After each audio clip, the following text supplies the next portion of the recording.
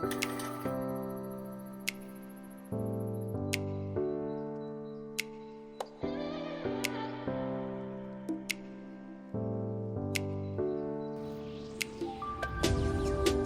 عليكم. يا رب تكونوا كويسين وانتوا بتتفرجوا على فيديو النهارده هيبقى تاني فلوج ليا. هتكلم فيه ازاي انا استعديت عشان اروح الشرقية، وهكلمكم عن اثارها وناسها واكلها. تابعوا الفيديو للاخر.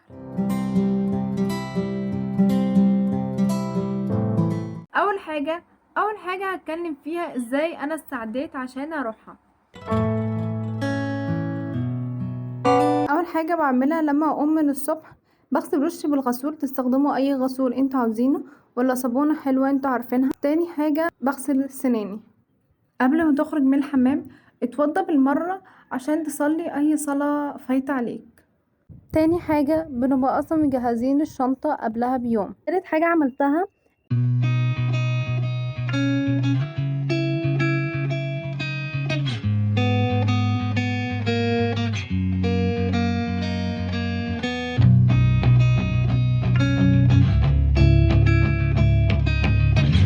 بالشاي سندوتشات فينو بطعمية، والطعمية بقى لما بتبقى سخنة. تالت حاجة نزلنا بقى وركبنا مواصلات كتير قوي لحد ما وصلنا.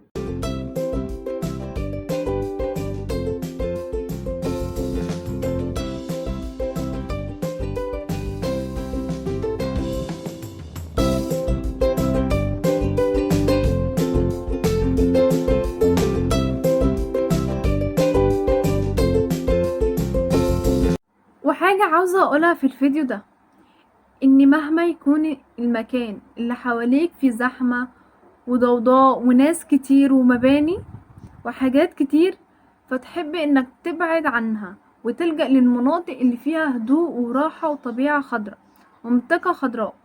عشان كده انا حبيت اروح الشرقية. الشرقية فيها زقازيق زي القاهرة برضو، لو بيبقى فيها مباني. تاني حاجة هتكلم عن الشرقية. اول حاجة اثرها. تعد الشرقية ثالث اكبر محافظة في التعداد السكاني، وتعد ايضا واحدة من اهم محافظات مصر، لانها تضم عدد كبير من اثار الحضارة الفرعونية القديمة. تعالوا اقول لكم ابرز المواقع الاثرية فيها. اول حاجة اثار صوان الحجر. تعد منطقة صوان الحجر من اهم الاماكن الاثرية في محافظة الشرقية، ومن اشهر اثارها وان لها اهمية تاريخية ذو قيمة عظيمة في حكم الاسرة 21 و22. كانت عاصمة مصر، وايضا الى عدة معابد في صوان الحجر مثل معبد موت وحورس، واشهر المعابد وابرزها معبد الاله امون. تاني حاجة تل البسطة. يقع تل البسطة في مدينة الزقازيق بالشرقية، وهو يحتوي على العديد من الآثار التي يعود تاريخها إلى العصر الروماني واليوناني، ويوجد به معبد الإله باست، وهذا التل له أهمية سياحية كبيرة. ثالث حاجة تل فرعون. يقع تل فرعون في مدينة فاكوس، ويوجد به الكثير من الآثار الفرعونية التي يعود تاريخها العصر ما قبل الأسرات، والتي منها التوابيت الحجرية وبعض التماثيل الحجرية والعملات والتمائم. التمائم هي حاجة بتتعلق في الرقبة من الخرز، ويقصد منها حماية النفس من العين. ولو حابين تعرفوا أكتر عن التمائم هسيب لكم اللينك بتاعها في صندوق الوصف. عين الشرقية فيها آثار كتير من آثار الحضارة الفرعونية القديمة، إلا إن الأجانب ما بيروحوش هناك كتير، أو الأماكن اللي هناك الآثار مش معروفة قوي. تاني حاجة هتكلم عنها ناسها. الناس في الشرقية ناس تانية خالص، الناس الجميلة الطيبة الكرمة اللي عزموا القطر. تالت حاجة هتكلم فيها عن أكلها.